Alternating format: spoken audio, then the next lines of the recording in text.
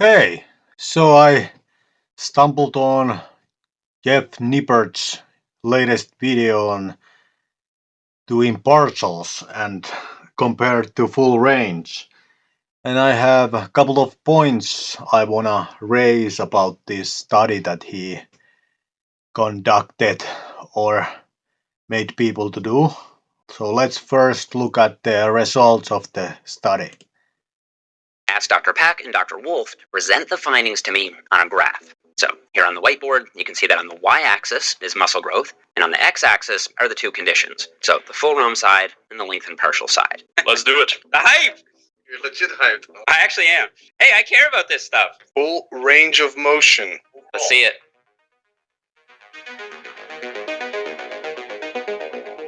– 6.6%. Trained lifters, 8 weeks. Show me the money.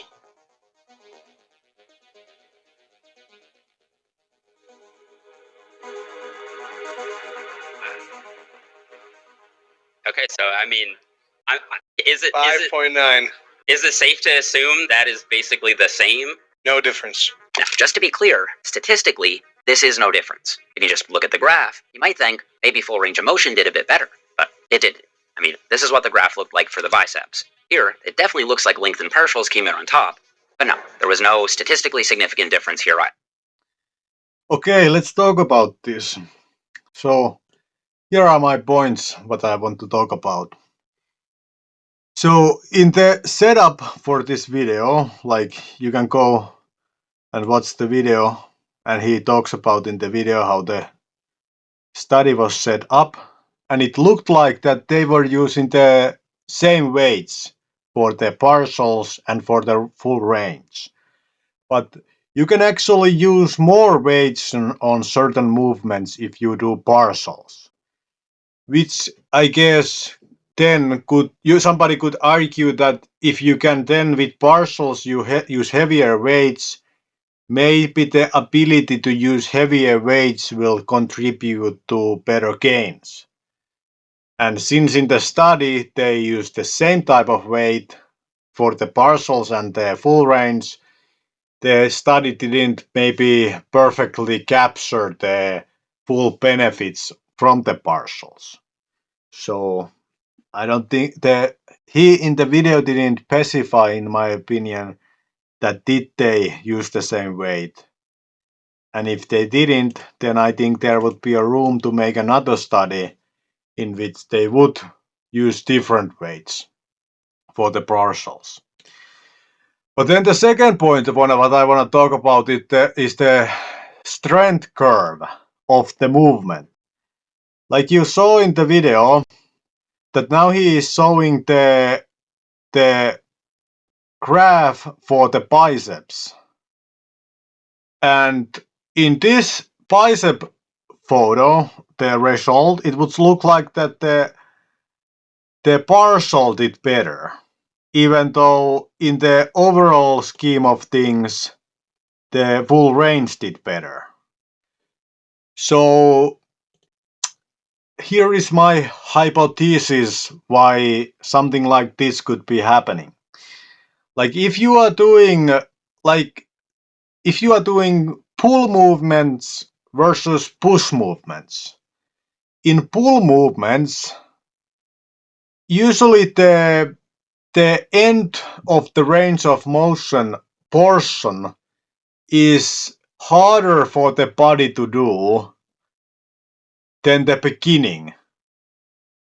In which case, if you leave out the end of the range of motion, you can use a lot heavier weights for the beginning portion of the movement, which again allows you to use heavier weights. For example, let's look at the seal row. Like, for example, if you do seal row, you can pretty easily see that if you just do half reps on the seal row and a lot of other like chin-ups or whatever pull type of movements, you can use a lot more weight with partial reps than what you can do with full range.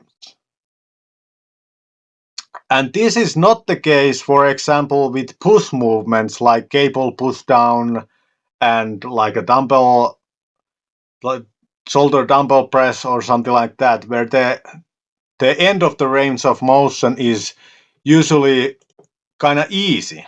So it's like so if in the push movements where the end of the range of motion is easy, you skip that movement part by doing half reps. One could argue that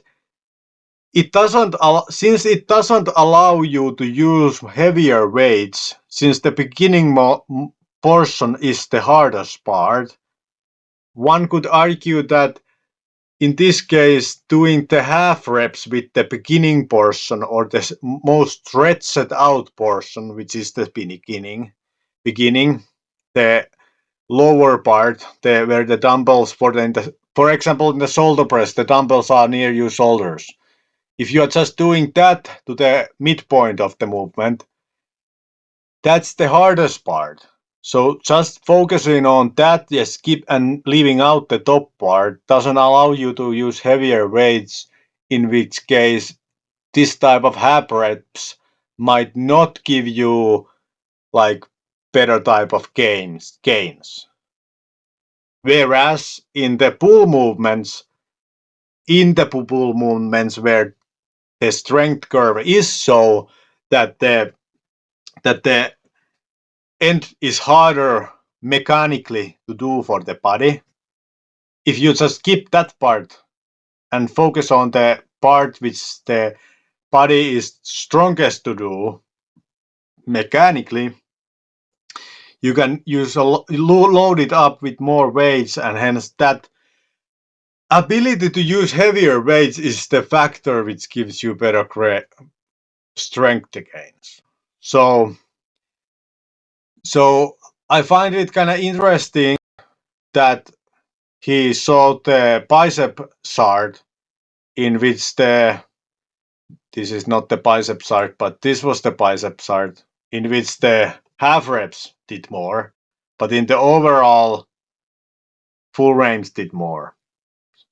So from the results of the study, it's not clear to me that did they use the same type of weight for the partials and not partials, but also it would be interesting to know the results for the specific movements from the perspective of the strength curve of the movements. Because from this theory that it's actually the mechanism that partials allow the use of heavier weights, which is the primary mechanism by which they promote more gains. If we use this hypothesis that that is the mechanism by which it generates more gains, one could make the extrapolation that therefore, if you use in the movements like zero, when the end of the range of motion is the hardest, if you leave out the hardest part, which is the end of the range of motion, and use heavier weights there, you can get greater gains. One could make this kind of hypothesis on this type of movements. But then also one could, from this perspective, also make the hypothesis that in the push type of movements or the movements where it's actually the end of the range of motion is the easiest. If you would only do the end of the range of motion with heavier weights, which would then again allow your body to use heavier weights, would this then give you greater gains? Like I guess this goes against the premise of the study, in a sense that the study was focused on stretch, but the stretch was extrapolated from the results of the partials. Like how would I explain this? Anyway, I think there is official strength charts available, so you don't have to rely on this or this.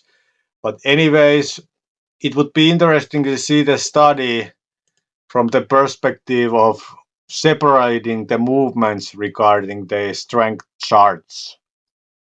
And from that perspective, choose the range which allows you to use the heaviest weights you can use, and then see, does that ability use the heaviest weight, is that the mechanism which gives you the strength gains?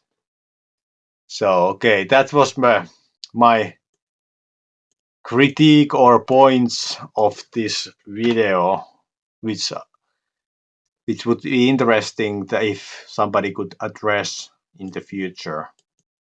Okay, bye.